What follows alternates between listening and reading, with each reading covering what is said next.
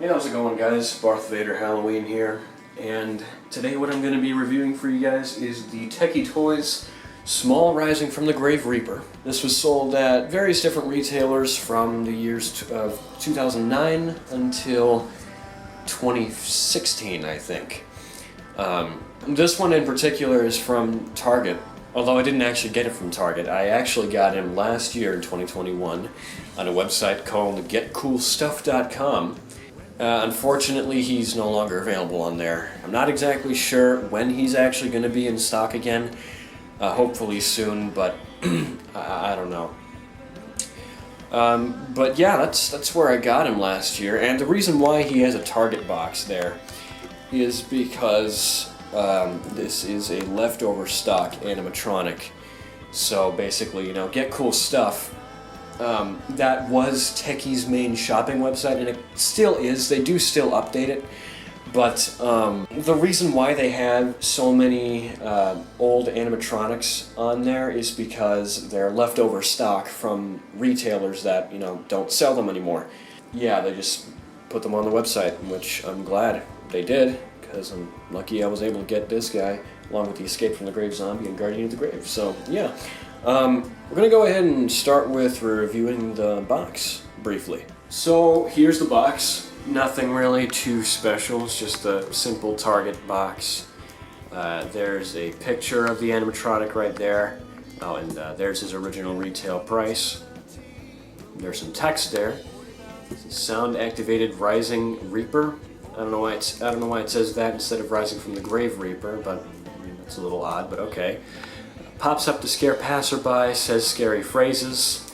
It says phrases, but it only has one phrase, so yeah. Makes creepy sounds, and then it has the dimensions of the animatronic on the bottom there. It's about 3 feet tall. And there's a try me button to activate the sound, another picture, and then yeah, that's the front of the box.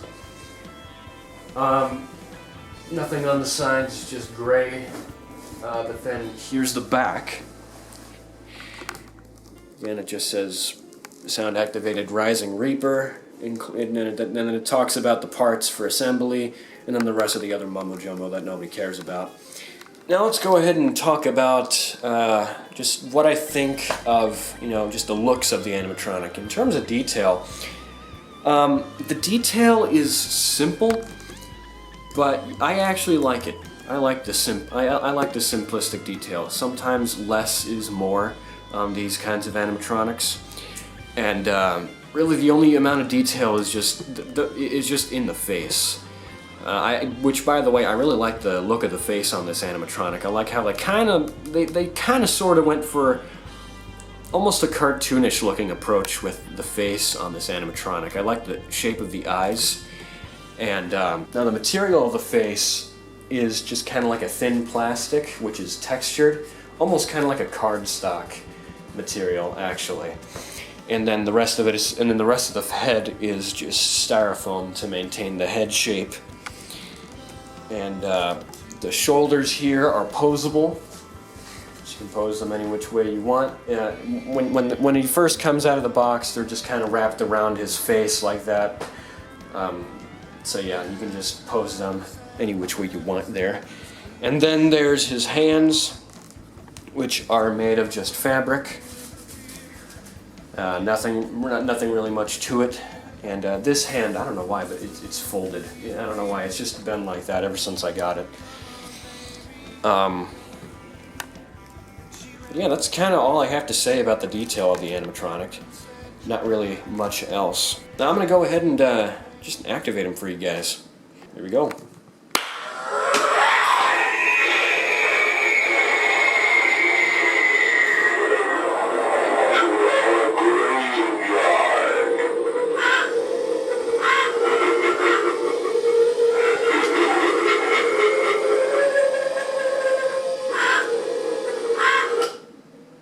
I'm going to go ahead and turn him off so that he doesn't activate while I'm talking now. So yeah, that's what the Rising from the Grave Reaper does. As you could probably tell, it's a really simple functionality.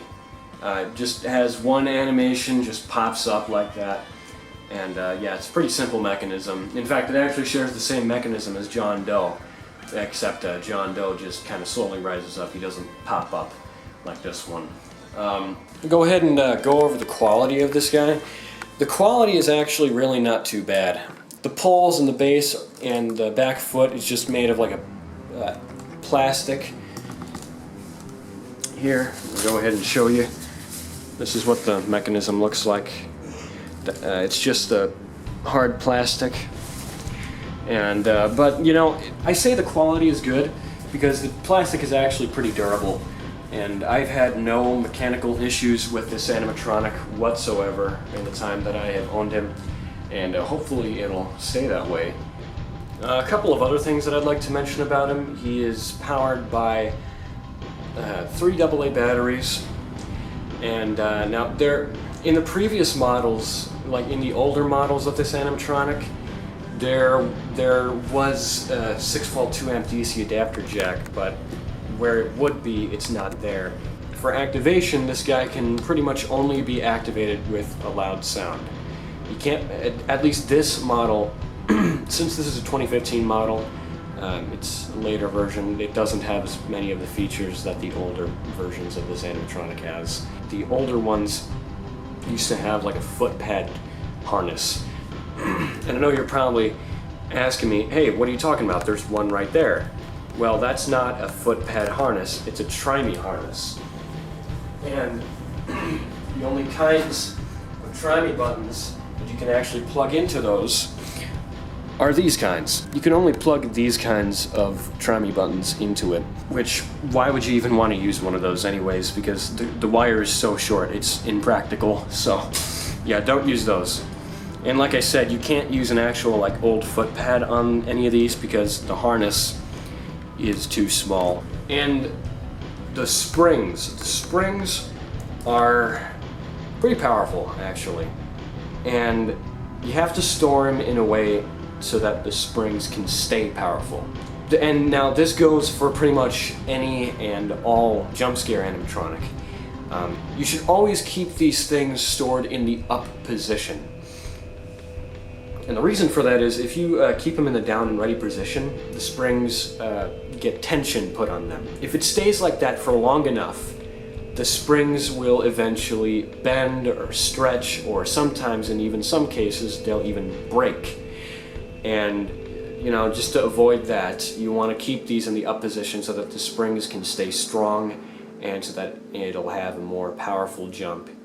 So yeah, there's a little tip for you there. Another kind of tip, I guess, is put some sort of weight on the back foot. But yeah, I just keep a brick on there so that I just kind of, one, because it'll weigh the animatronic down, and also just to kind of keep it in the same spot that it always is, because whenever this thing activates, when it jumps forward, the whole base of the animatronic moves forward by about an inch.